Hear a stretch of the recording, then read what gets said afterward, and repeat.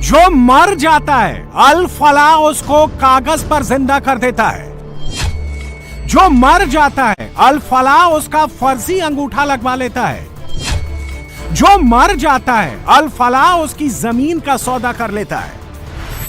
अल फलाह के मालिक जावेद ने अल फलाह को पहले तो टेरर के डॉक्टर मॉड्यूल का शेल्टर बनाया, फिर अल फलाह को मनी लॉन्ड्रिंग के लिए 9 फर्जी कंपनियों का सेंटर बना दिया, फिर अल फलाह के जरिए 415 करोड़ रुपए के बड़े फर्जीवाड़े का बड़ा खेल किया। और अब खुलासा हुआ है कि जावेद ने मुर्दों को जिंदा कर 5 बीघे जमीन की घपलेबाजी भी की है। यह दावा दिल्ली के मदनपुर खादर के कुछ लोगों ने किया है, जिनके फर्जी अंगूठे, फर्जी साइन और कुछ प्रॉपर्टी डीलर्स और अफसरों की मिली भगत से अरबों करोड़ों की जमीन सिर्फ 75 लाख रुपए में खरीद ली। कि इन्होंने हमारे जाली सिग्नेचर करके और इसकी रजिस्ट्री करा दी है। इन्होंने फिर 2013 में इसकी रजिस्ट्री करा दी। इन्होंने 2004 में अपने फर्जी रजिस्ट्री कराकर उनके गलत साइन करवाकर और उन्होंने अपनी ये चीजें हमारी कब्जा लिया। इन्हों की जो टोन थी मेरे से धमकी भरे लहजे में थी, जो आपसे करा जाए कर लो। जितने भी लोग हैं सबके जाली सिग्नेचर हैं। 5 भाई हैं, हम 5 भाइयों की जमीन है, हमारे 5 की जाली सिग्नेचर है। दिल्ली के कालिंदी कुंज थाने से करीब 300 मीटर दूर कच्चे रास्ते से गुजरने के बाद जेजे कॉलोनी, राजनगर पहुंचने के बाद मदनपुर खादर कॉलोनी है। जब आप यहां पहुंचेंगे तो बाउंड्री से घिरा करीब 9 बीघे का प्लॉट नजर आएगा। बाउंड्री के साथ काले पेंट वाला एक बड़ा सा गेट लगा है। गेट से सटी दीवार पर लिखा है अल फलाह यूनिवर्सिटी फरीदाबाद। इसी जमीन को लेकर जावेद पर संगीन आरोप है कि जावेद सिद्दीकी ने जमीन के मालिकों की फर्जी साइन कराकर इसको बेहद कम कीमत पर अपने नाम करा लिया। जावेद को पता था कि दिल्ली ब्लास्ट में अल फलाह का नाम आने के बाद उसकी सारी कुंडली तलाशी जाएगी, जिसमें इसका ये फर्जीवाड़ा भी पकड़ा जाएगा। इसीलिए गेट को 3-4 दिन पहले काले रंग से पेंट करवा दिया, जिस पर लिखा था तरबिया एजुकेशन फाउंडेशन। लोगों का आरोप है कि इसी नाम से अल फलाह ने इस जमीन की रजिस्ट्री कराई है। और जब दिल्ली ब्लास्ट में अल फलाह का नाम आया तो काले पेंट से 3-4 दिन पहले ही छिपा दिया। ये जो मैं आपको पहले पीछे तस्वीरें दिखा दूं, ये मदनपुर खादर का इलाका है जो कि कालिंदी कुंज से बेहद बॉर्डर पर ये इलाका पड़ता है। और अल फलाह यूनिवर्सिटी यहाँ पर ये पूरा इस तरीके से दीवार पर छपा हुआ है। और ये जो गेट है, ये बताया जा रहा है कि जावेद अहमद सिद्दीकी की अलग अलग शेल कंपनियां थीं, उसमें से ही एक तरबिया एजुकेशन फाउंडेशन के नाम से ये यहाँ पर जगह बनी हुई थी। और ये जो आप काले रंग का दरवाजा देख रहे हैं, इस दरवाजे पर भी पहले अल फलाह यूनिवर्सिटी लिखा हुआ था। ये आप देखेंगे, देखिए अभी भी अगर हम यहाँ पर पढ़ने की कोशिश करें तो ताज़ा ये हटाया गया है, आगे फाउंडेशन लिखा हुआ है। तो ये जावेद अहमद सिद्दीकी के नाम से ही अल फलाह यूनिवर्सिटी का एक दफ्तर यहाँ पर चला करता था, तरबिया एजुकेशन फाउंडेशन के नाम से। अंदर की अगर आप तस्वीरें देखेंगे तो कुछ पुरानी तस्वीरें 2015 की निकलकर सामने आई हैं, जिसमें ये पता लगता है कि यहाँ पर कॉलेज की बसें जो हैं वो यहाँ पर अक्सर खड़ा हुआ करती थी। और जांच में ये बात निकलकर सामने आई है, कुछ लोगों ने आरोप लगाए हैं कि 30 लोगों के फर्जी साइन करवाकर ये प्रॉपर्टी हड़पी गई है। लेकिन हकीकत तो यह है कि अल फलाह के मालिक जावेद के गुनाह इतने बड़े हैं कि अब उसका बचना नामुमकिन है। सिर्फ अल फलाह ही नहीं, फरीदाबाद से लेकर महू तक उसका पूरा हिसाब होगा, पक्का हिसाब होगा। अल फलाह के मालिक जावेद सिद्दीकी पर सबसे बड़ा आरोप मरे हुए लोगों के फर्जी साइन कराकर जमीन कब्जाने का लगा है। कैसे इसने 9 बीघा जमीन में से 5 बीघा जमीन को कब्जाया, सुनेंगे तो हैरान हो जाएंगे। सबसे पहले आपको ये कागज दिखाते हैं। ये इस जमीन का जनरल पावर ऑफ अटॉर्नी का पेपर है जो 7 जनवरी 2004 का है। इसमें साइन किए हुए इन तीनों नामों पर गौर कीजिएगा। एक शिव दयाल है जिनका अंगूठा लगा है, और एक नत्थू है जिनका सिग्नेचर है, और एक हरबंश है, इनका भी अंगूठा लगाया गया है। ऐसे एक नहीं, 30 से 35 लोगों के इस पावर ऑफ अटॉर्नी पर सिग्नेचर हैं, और यही जावेद के इस फर्जीवाड़े के खेल का सबूत है। दरअसल ये वो लोग हैं जब 2004 में इनके सिग्नेचर और अंगूठे लेकर ये पावर ऑफ अटॉर्नी तैयार की गई तो ये लोग जिंदा थे ही नहीं। शिवदयाल जिनका अंगूठा लगा है, उनकी मौत 1998 में हो गई। उसी तरह नत्थू की मौत 1972 में हो गई। हरबंस जिनका अंगूठा लगा है वो 1991 में ही मर गए, जिनका बाकायदा डेथ सर्टिफिकेट बना हुआ है। लेकिन आरोप है कि अल फलाह के मालिक जावेद ने प्रॉपर्टी डीलर ओम चौहान और गांव के ही विनोद नाम के एक शख्स के साथ मिलकर फर्जी सिग्नेचर और अंगूठा लगवाकर 5 बीघा जमीन जावेद अहमद सिद्दीकी को बेच दी। इन्होंने हमारे जाली सिग्नेचर करके और इसकी रजिस्ट्री करा दी है। फिर हमने इनके खिलाफ FIR कोर्ट गए हैं। अब हमें कम से कम 10 साल तो हो गए हैं, मगर हमारी अभी कोई कार्रवाई हमारे हुई नहीं है। 8-9 तो IO बदल चुके हैं। उन्होंने हमारे सिग्नेचर भी चेक कर लिए, हमारा अकाउंट नंबर लेके, मगर अभी इनके खिलाफ कोई कार्रवाई नहीं हुई है। जो जी सिद्दीकी जी हैं और तरबिया फाउंडेशन है, और इसमें श्रीओम विनोद जिन्होंने रजिस्ट्री कराई है, ये हमारे गांव के बंदे हैं। थी कोई नत्थू जी बताते हैं ये सारी जमीन उनकी थी? नहीं, ये वो भी इसमें शेयर होल्डर है। नत्थू जी गुजर गए हैं 72 में, उनके ये पड़पोते हैं। अच्छा। और जमीन उनके नाम से, जबकि जमीन 2000 में इनके नाम पड़पोते के नाम चढ़ चुकी है। 2000 में? हाँ जी। और उन्होंने 2004 में इसकी जो है रजिस्ट्री कराई है, और कराई है नत्थू जी जो 72 में गुजर चुके हैं। ऐसे इसमें कम से कम 20 या 30 लोग हैं जो गुजर चुके हैं 2000 से पहले। तो हमने इसकी निकलवाई है कॉपी, जब पता चला है कि ये 30 लोग तो गुजर चुके हैं जिनके नाम से इसमें साइन है। अच्छा। जब हमें पता चला था, जब हमने इनके खिलाफ कंप्लेंट की थी। मदनपुर खादर की ये पूरी जमीन खसरा नंबर 792 के नाम से दर्ज है। करीब 5 बीघे के इस प्लॉट के नत्थू सिंह, हरबंस सिंह, शिवदयाल और 30 से 35 लोगों की हिस्सेदारी थी। जमीन के कई असली मालिकों की बहुत पहले ही मौत हो गई, जिनकी गांव के ही विनोद विधुड़ी नाम के शख्स ने 2004 में मरे हुए लोगों के सिग्नेचर के जरिए जीपीए तैयार कर ली। 2013 में जीपीए में जिस सीरियल वाइज लोगों के नाम लिखे हैं, उन सीरियल वाइज नाम लिखकर रेवेन्यू विभाग से एनओसी ले ली, जिसके बाद जावेद अहमद सिद्दीकी की रजिस्ट्री करवा दी। आरोप है कि जीपीए बैक डेट 2004 में बनवाया गया। जमीन के फर्जी तरीके से बिक्री का जब पता चला तो जमीन के एक मालिक नत्थू सिंह के पड़पोते की तरफ से 2015 में FIR करवाई गई।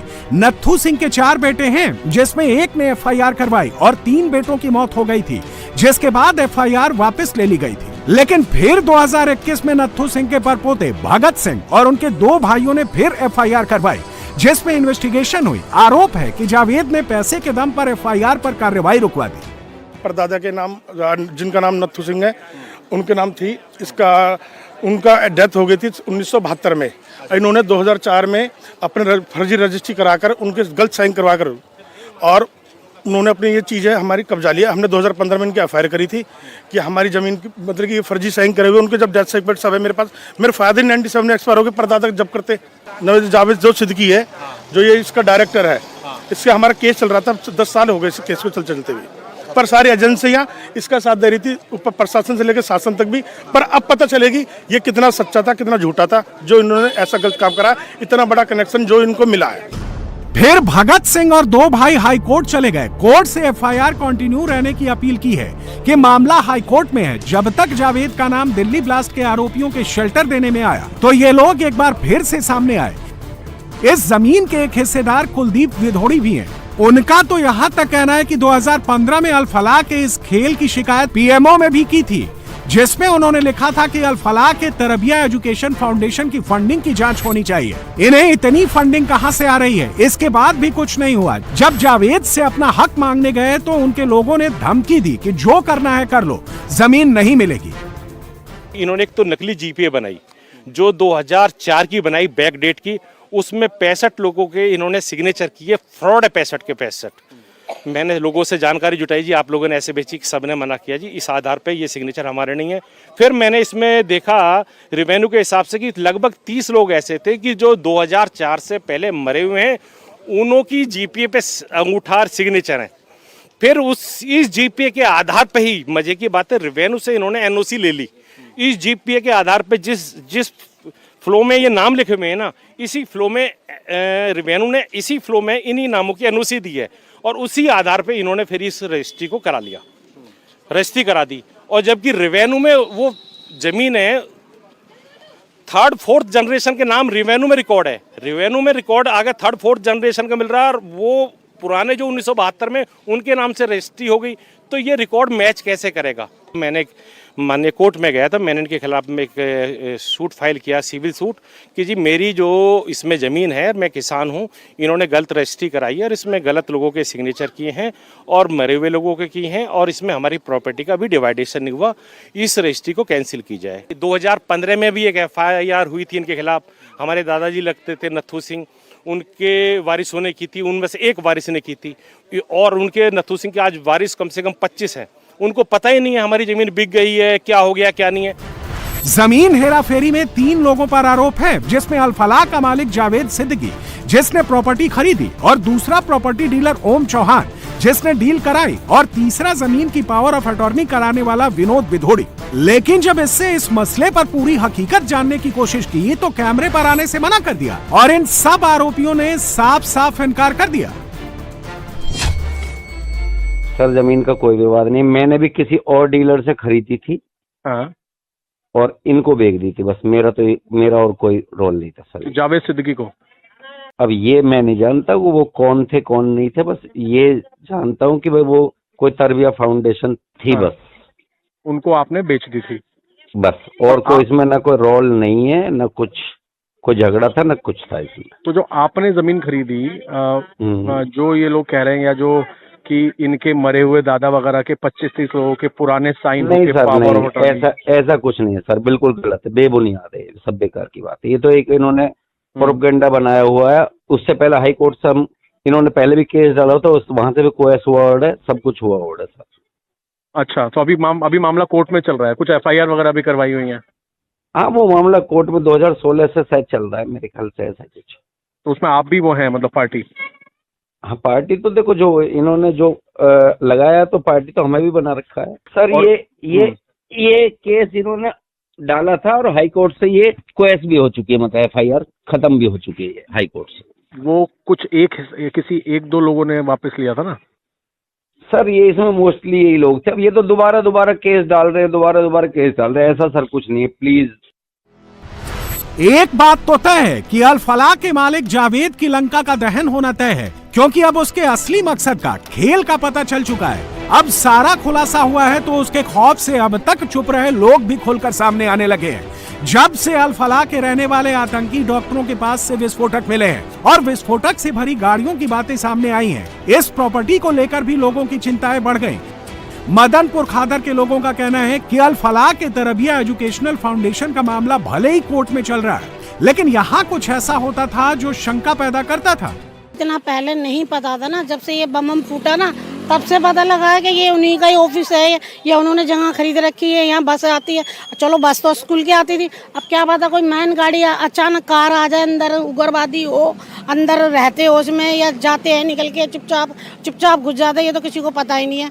ये तो जासूसी करनी चाहिए ना, जो बंदा यहाँ रहता है उससे पूछो ना, यहाँ रात में कौन कौन सी गाड़ी आती है, उनकी नंबर नोट करो, किसकी गाड़ी है, कहाँ से आती है, कौन खड़ी करता है, ये तो सब उनको पूछो।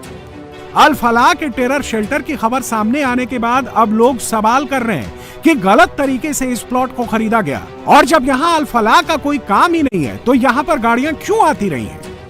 प्रॉपर्टी के बारे में क्या जानकारी है आप? ये प्रॉपर्टी इलीगल है टोटली, इसको गलत तरीके से बनाया गया है, जिस पे हम लोगों ने कंप्लेन भी किया, उसकी वजह से इसके पीछे बने हुए हैं जो हिस्से वो तोड़े गए हैं।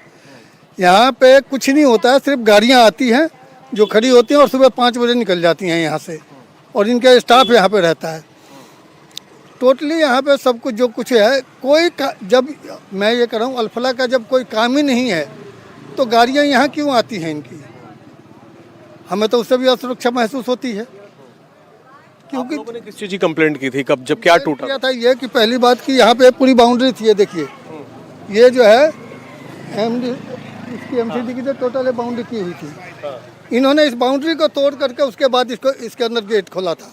अच्छा, और कुछ इलीगल लग रहा है? बिल्कुल इलीगल है ही, है टोटली इलीगल है। जब इनको यहाँ मैं कह रहा हूँ कि जब इस रोड पे अलाउ ही नहीं था इस जमीन के लिए, तो इन्होंने बाउंड्री तोड़ कैसे दी? और इस पर कोई एक्शन नहीं हुआ। हम लोगों ने कंप्लेन भी किया तो सिर्फ ये टूटी है, बाकी कोई एक्शन नहीं हुआ है। अल फलाह के फर्जीवाड़े का एक और चैप्टर खंगाला जा रहा है। जांच एजेंसियां फरीदाबाद की कड़ियां जोड़ रही हैं।